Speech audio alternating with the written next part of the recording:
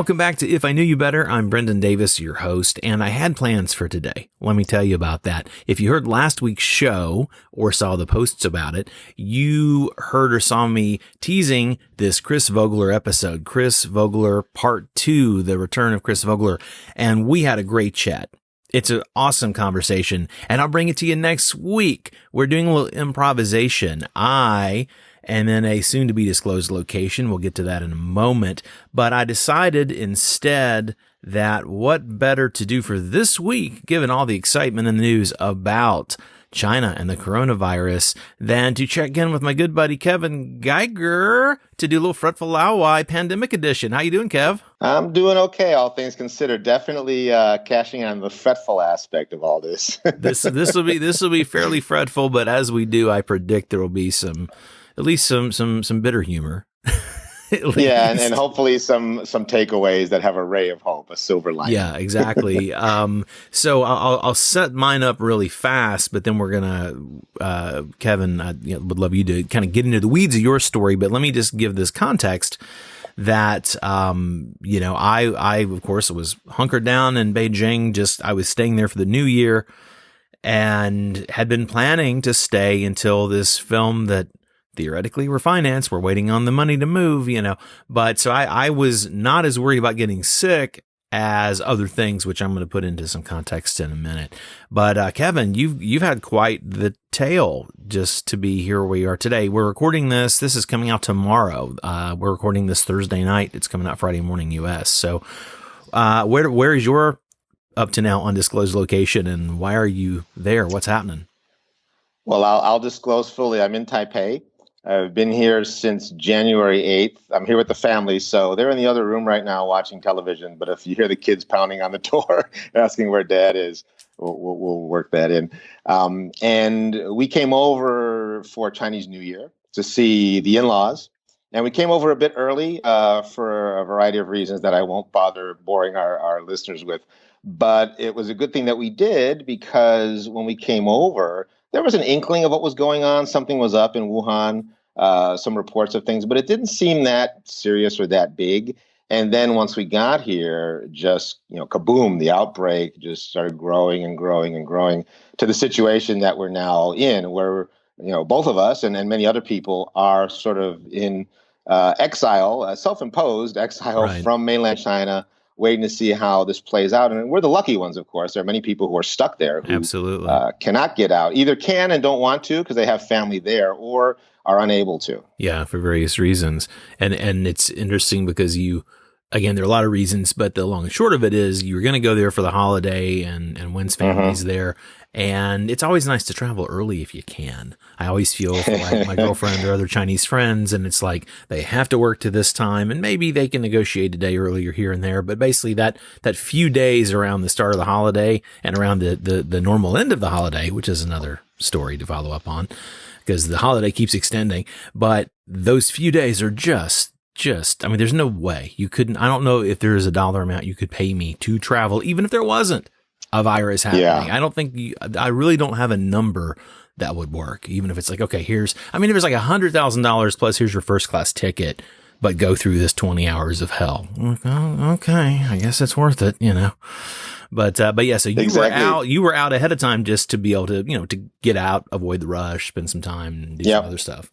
A little more time with the family. Plus, we typically do stuff here. We do most of our medical stuff here in Taipei and so forth. The kids are covered here quite nicely. So there are various domestic reasons for that. And we were supposed to return to Beijing yesterday. So our return date originally was the 30th yesterday. And given what was going on, we were looking at, are we going to go back or not? And then for us, the tipping point for deciding not to go back was it was a double bump. The school closures were definitely a part of it. Right. And because I have, Claire, who's 4.5, she's in kindergarten in Beijing, and then Emma is in daycare. It's like, all right, that's a pretty big signifier. And then also just the flight cancellations.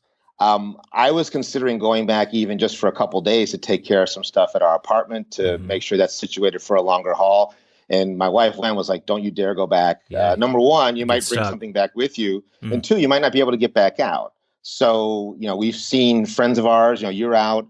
other friends who have bailed in time, and then certain friends of ours who, when they found out that their existing flights out were canceled, were scrambling to get other flights to evacuate the mainland and get someplace where they could be safe, where their kids could be safe, and so forth. So we're kind of here for the duration now. We're on indefinite standby as quote unquote refugees. It's not actually. I mean, we're lucky. We're with in-laws. We're living out of a suitcase, but that's better than a lot of people who are refugees around the world who are true refugees are in much worse situations. So we're counting our blessings. Yeah. But definitely there are logistical complications now that we're dealing with. Yeah, I mean, your suitcases are under a good roof, but it's still having to improvise your life, and then with the little kids, If it's back in Beijing, like that in mainland China. Exactly. Yeah, you mentioned people who aren't following this at a super granular level may not be aware of all this, but I mean, in my within WeChat, of course, the social messaging app, the communications app that's ubiquitous, you can also have these groups. And so I'm in a group that is specifically American expats in Beijing. That's not even just Americans, specifically Americans in Beijing. And we have several people who are really have their finger on the pulse of what's happening, like Mike Wester, who publishes the Beijinger and Beijing Kids and some other things. And so people who get the good news, they know the good news, they know what's happening. And there are 500 people in this group. And I would say, I don't know, I'm guessing probably about 75, 80 of them are teachers of some kind, whether they're professors at university or whether they're like a year out of college and they're teaching, at a kindergarten or something, or everything in between. So I started seeing them post, 4 or 5 days ago, maybe 6 days ago, as this started to kind of come out a bit about, hey, my school's telling us that the come back to work date's going to be extended maybe a few days. We're going to look at it on, say, Monday, because tomorrow, Friday, China, which I guess you're actually in now, that's technically the start work date according to the original plan. Yes. So they were starting to hear, well, you know what, come back Monday instead. Then that evolved to, actually Monday, we're going to have like an essential core team that's going to evaluate and we'll tell you when, and that pushed to mid-February. At this point, most of the fancy international schools have canceled classes for the term. They're not doing the spring term. Yeah. Some are just, we'll let you know indefinitely. A few of them have said, spring's canceled. Sorry. And so basically from the teachers, they were kind of the canary in the coal mine. And then other friends who, work at Chinese companies and whatnot started saying their version of the same thing. They're telling us, they're telling us they'll notify us mid-Feb. They're telling us, what? No, there's a few people had the sad story of, I was just hired and this is my work. And they have my passport to do my work visa and I'm here and I can't leave. And they're telling me, well, we're not going to be able to hire you after all because this they're not saying act of God, but so there's every story under the sun about this. Exactly. It's crazy. And that's why I said we were lucky. There are people who, as you mentioned, they like in the new job situation, not only are they not necessarily going to have that job, but they're not getting their passports back to get out. So, you could still get out without a passport. There are ways to go through that, but it just creates extra complication. And, for us, we are lucky in that the work that we do, as I've mentioned on previous podcasts, is independent. So we can work from almost anywhere, but it is better if we're with the people who we are interfacing with, across the table in mainland China than, being remote. And also just having the kids on us now 24/7. Yeah. It's almost impossible to do anything. So with respect to the schools, we're already looking at trying to get Claire into a kindergarten, at least just for part of February, just so she has some structure to her day, more so than we currently are providing. And also so we have some structure to our day, getting Emma, into our youngest, into a daycare here in Taipei, just so that everybody is a little more on kind of the old daily pattern that we were used to. We haven't really talked to the kids yet, to Claire in particular, the 4.5-year-old, about exactly what's happening. How this is what's happening. There are already some quickie children's books, some ebooks that have been put out in China to help explain this to your kids. So we have one of those we're actually going to use. We don't want to freak her out. And also ourselves, we're trying not to overreact, but we're also trying not to underreact to this. And I should kick it back to you. You had a pretty we were kind of a slow boil in terms of how this developed for us. And like I said, we were lucky to get out. You had a pretty dramatic and sudden exit. I did. From mainland China. Yeah, I did. It's funny because as we were talking, I looked at it. Then actually the alert went away, so I'll have to paraphrase it. Paraphrase with that. I'm on the keto diet. I can have 2 fries. I can't have any fries.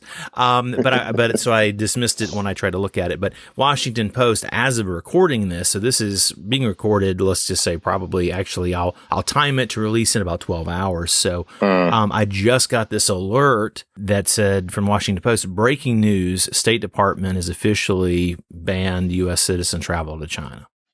Oh man! Just dropped. You may not go to China. So, well, and the White House had been, advising, quote unquote, the airlines to on their own decide to cancel flights, and many were canceling some routes. It always gets blown up. So I remember when some flights were canceled from was it Air Canada or was it you? There was an airline that canceled some routes, that was immediately messaged as all flights were canceled, but only some routes were canceled. Yeah, United was first because I fly United, and so. But I'll tell my story in a second. This didn't affect me when I saw it, but that was my issue. Should I dive in here? I sort of just jumped on. Yeah, dive in. I mean, part of it was I just want to say that part of the cancellation factor was that flights were half empty or mostly empty because people just were choosing not to fly. So just for a logistical reason, airlines were choosing not to fly a whole plane full of fuel back and forth, at that expense for little benefit.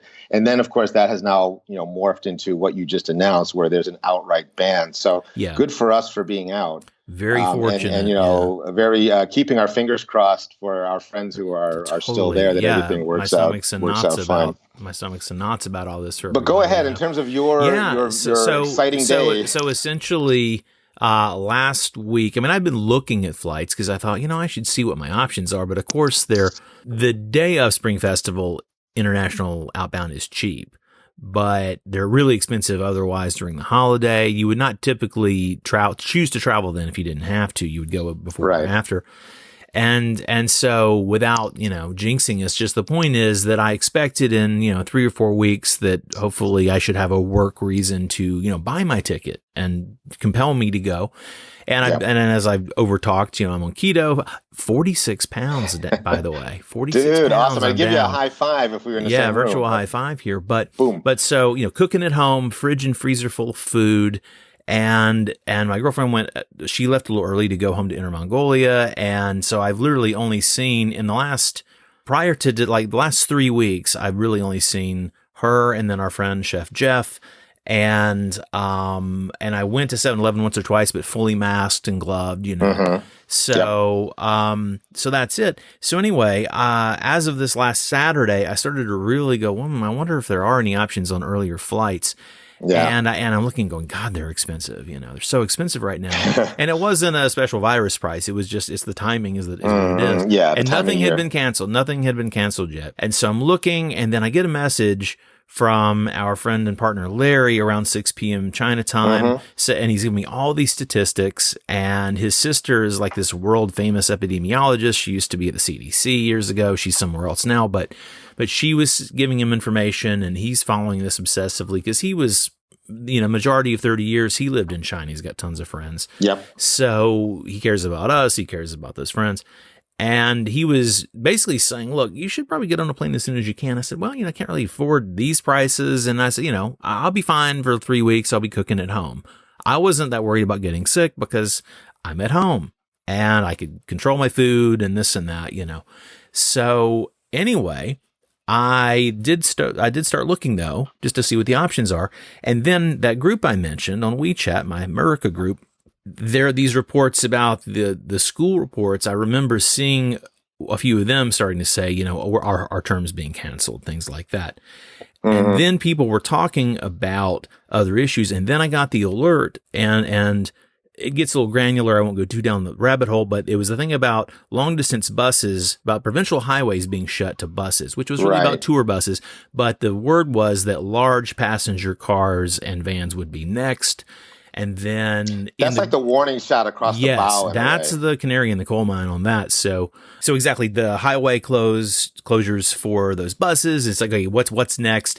And then in that group, several people started posting, like some of the SARS veterans, people who were in China for that, were saying, oh, well, at a certain point they closed the airports. I went, uh-oh. Yeah. And that's when I started finding specific flights and talking to Larry and my girlfriend and my mom and, various people who might be able to help and also search someplace else. And the bottom line is that Larry and his family, they used some miles because tickets were so ungodly expensive. They were so nice to use some miles because they're frequent travelers to help me get the hell out. So on less than 12 hours notice, I was on a plane. I was on United 889 on Sunday. And it was basically, super late Saturday night / early Sunday morning when the call was made. And I went to bed not knowing if I was going to have the ticket or not, because there were only a handful of seats available even at that point. So I had to hurry. And I threw out things that not knowing when I'll go back.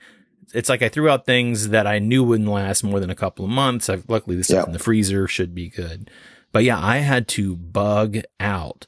And I remember, I think I texted you on WeChat or called you right when that was all going down. Yeah, you're like, hey, man, I'd love to talk. Yeah, I can't chat. I gotta go. I'm on my way to the airport. Right. I had to quickly figure out, because the idea, we don't know. And again, to be clear, there has not been an official closure yet. Right. But understanding, there's precedent. Actually, Wuhan airport was closed, so I mean, it's not like this is an unfounded fear at all, right? In terms of what could happen in Beijing or elsewhere. So, and that was my issue because frankly, Kevin and I know this very deeply because he's been involved in this with me from pretty early on. But the irony of spending, anyone who listens to this or knows what we do, we're like kind of project to project, and sometimes they take a long time. And the irony of spending a solid year and a half, almost 2 years actually, but a solid year and a half trying to get this thing going full time on fumes. And then, hey, great news, we're ready. And then I'm stuck in China. I would have literally jumped out the window. The idea, because I asked Susie, she was studying for the Gaokao when SARS happened, and her home is up in Inner Mongolia. And so they first got told, well, don't come to the study center that they went to, on the weekends and after school.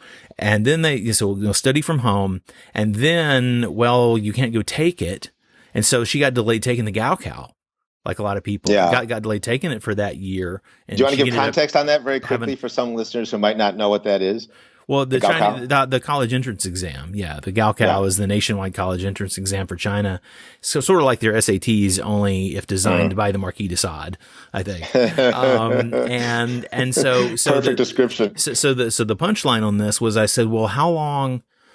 I hadn't quite made the decision to get on the plane yet, but I said, how long were you, what was it like? And she said, well, she didn't get sick, which was good, but they were basically quarantined in their home. They were confined to stay in their homes. If you went sick, you went to the, treatment center or something. And I'm sure that was a nightmare. But if you were healthy, you had to stay home. There were certain days, certain times you could travel fully masked and gloved to get groceries. Yep. This is before delivery of anything, etc. So there were certain days, depending, I guess, on your address or your surname, you go to the store. So I said, well, how long did that last? 8 months. 8 months. They basically were under house arrest. Yeah. And this is Wen worse. Went through this in 2003 with SARS herself. Oh, well, okay. What was she her was story? there. She was in Beijing. She had just finished school, or was finishing school, graduate school. And when this all went down, and very much the same story, just people were terrified to go out.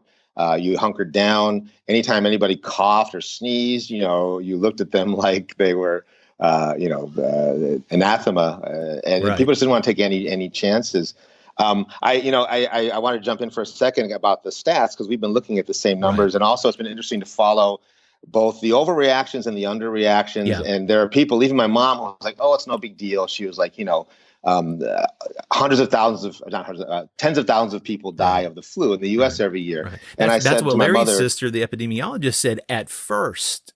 And I want to touch upon this because I told my mom, I said, yes, indeed. So in the 2018 to 19 flu season in the U.S., 41 million Americans got the flu or had flu-like symptoms, and 57,000 died, right? Americans died. that flu season. This Yeah. is, I can send the link. Yeah.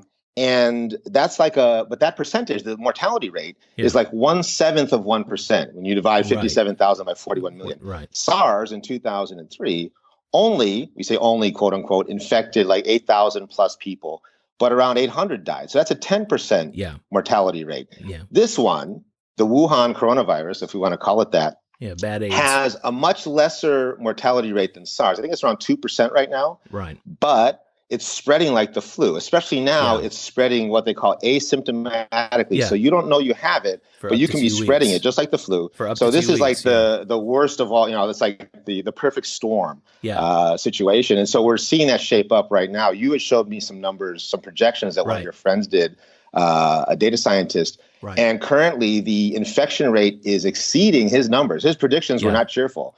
And the infection rate is currently exceeding those numbers, just edging it out every day. So we're looking at that, we're looking at all this stuff and just trying to keep an open mind and not overreact, but certainly stay safe at the same time. Yeah, he updated. Actually, I'll send you if you'd like to panic in real time with me. I'll send you the update because what he did, he started it with about a week of the actual data to begin to get the curve, but now then he started updating it, and now he's updated again with the new actual. As he gets new actuals, he keeps tweaking, which increases the accuracy. Of course. And there was a moment yesterday, my time. So like a day and a half ago, China time, where initially it's like, oh, the Delta is like 406 lower than the projection. This is great. And then there was a revised thing that came out and it was over by a few hundred. It's like, oh shit. So he's updated it and it ain't looking good. And so I was, I knew I wasn't if I could not have gotten out, I mean, I'm sure I'd be freaking out in a different way, but as it is, I felt safe. I felt confident that I could stay safe, but I mean, what about everybody else? And what about the travel? And so how is this affecting you guys as you're, again, it's fortunate you're with family in this and that. You're not having to just be off in a hotel and, having room service or something, but how is this affecting you guys and your plans? Well, we're not at home, right? And the kids are feeling that. And we've been here now for 3 weeks, and we look like we're going to have we rescheduled our return for the 18th of February just to put a date down with the travel agent. But it's looking now like that's going to be at least until the end of February, maybe sometime in March. So as I mentioned earlier, we're looking to put the kids into some kind of school situation here, daycare situation. But everything we own is in Beijing, right? All our possessions, treasured and otherwise, hard drives, legal documents, money, it's all there. So, I mean, not all of it, but enough of it that Beijing is your home. So that's where we live. So we're looking to go back. We're still trying to decide. We'll see how this shapes up. Ideally, we'd like to go back and continue to live there for the rest of the year. We've got our rent paid through the end of the year. Yeah. So we'd like to, and the kids, of course, are in school there and have activities. We'd like to continue that. But we're starting to think about, okay, with the plan B, like if it looks really bad, how are we going to get our stuff out? Is one of us going to go back? Probably be me and, pack things up and get it out. Do we hire somebody just to do that for us? Right. We don't want to pull that trigger early. Sure. But, the timing and you're going based on information that's coming through that you trust is accurate. A lot of people have talked about, is the reporting accurate from the government, blah, blah, blah. One thing that's a big factor is just people who are self-reporting. Are people actually being honest or not about what they have? And there's a lot of fear. People don't want to necessarily say, oh, yeah, I don't feel well, because they're afraid of, either the prejudice of their neighbors or, being shipped off to a quarantine facility. Yeah, we joked somewhere. Yeah, before we started recording, it's like you had a unrelated cough and I sneezed because I had moved something dusty, and we're like, if we were in Beijing, people would be like snapping their heads at us and like trying to round us up. I mean, just here in Taipei, there are only 9, I think, as the last count, 9 cases here in Taipei so far, but half the people on the street are wearing masks. And I, like you mentioned, I was getting breakfast and I just coughed once, completely unrelated to the coronavirus. I've been here long enough. I've self-quarantined. And this old guy turned around and just shot me a glare. And I coughed it in my elbow, right? Yeah. But he crossed the street immediately. And I said, I get it. But it's just that level of fear and reaction now that is starting. They say the only thing that spreads faster is fear, right? Exactly. Than the virus itself. Well, I was on my flight out. I ended up having, and the date had been keyed in wrong in the hurry to get my flight. So there was an issue on United side, so by the time I got my ticket, I was the third to last ticket. And then when I got on, it ended up being completely sold, and everyone, I won't go through for the sake of time, I won't get into the details, but basically, everyone was gloved, was masked. All flight attendants masked and gloved. Every person on the sold out flight was wearing a mask. And I didn't eat. I just keep that mask on. When I had my own bottle of water, and I exhaled, had the water, put it up under my mask, had a sip, mask down, then I swallowed, then I breathed again, and I did that for that was 11 hours on the plane plus at the airport, so I from the time I left my home to get into the car to the airport until I got in Larry's car at SFO, I had I'd changed masks a few times as well, but it was nuts. I can only imagine the feeling like when you're at the counter and there's an issue. Like I've been in that situation when we came over, we had an issue, but it was like, all right, they'll sort it out. But like when you're trying to get the hell out, and there's like, the numbers, you're like, okay, am I gonna be screwed here, stuck in the airport? Susie gave me this nice Apple Watch for my birthday a few weeks ago, and I got this cardiogram app, and so I'm able to see, and the hour and a half at the airport. Yeah, my normal heart rate, all this meditation and Zen that I try to practice, my normal resting heart rate, if I'm active, is still like low 70s. It was like 128. I mean, it was going crazy. Well, the meditation and I wasn't kept you from a coronary event. I wasn't visibly freaking out. It was a bit like internally. Yeah, that stuff's just happening. So, in the interest of speaking of kids, you got kids. You took a few moments away to get on the call. You promised me a silver lining, damn it, and I think I need one. What's your silver lining of all this? I hope this doesn't sound corny or tacked on, but it really is something that my wife and I talked about yesterday and really feel is that these kind of things do make you appreciate what's important. I know that sounds like an old trope, but it really is true. There's so many, daily worries and concerns you have about everything, job, family, whatever, things that you think are important. What could be more important than this?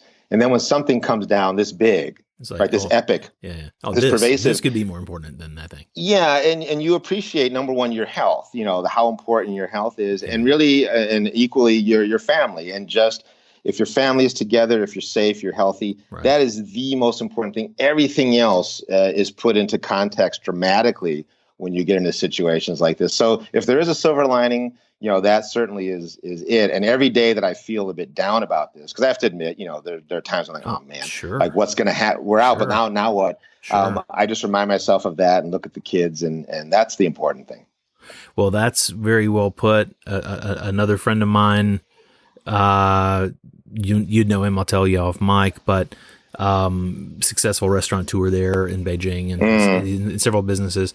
And he was messaging me about the flights when I posted, hey, good news, I got a flight, I'm out of here. He was asking details, because he was in Bangkok for business, and his wife is Chinese, and they have 2 young daughters, and he was trying to get them out, but he couldn't get them out. And so the long and short of it, when I talked to him yesterday, I was like, dude, any update? He said, yeah, I'm headed back. So he's going back to Beijing just to be with his family because he couldn't get them out, and this is a guy with a ton of money and connections and the whole. Yeah, I've got friends who are in that same situation, and that's what I would do if I was in that situation. So I guess, one thing we could close on is giving our best wishes, positive energy, whatever you look to towards the people, Chinese, Laowai alike, who are in mainland China and elsewhere, who are in a situation that they maybe wouldn't like to be in, but they have to be in for now, and hope that they can make the best of it and come out safe and healthy, and we'll all get through this together. I think that's very nicely said, and we're trying to have a little bit of humorous perspective to both make ourselves feel better, and hopefully this has been hopefully this exercise and and self-esteem has been useful for people to listen to.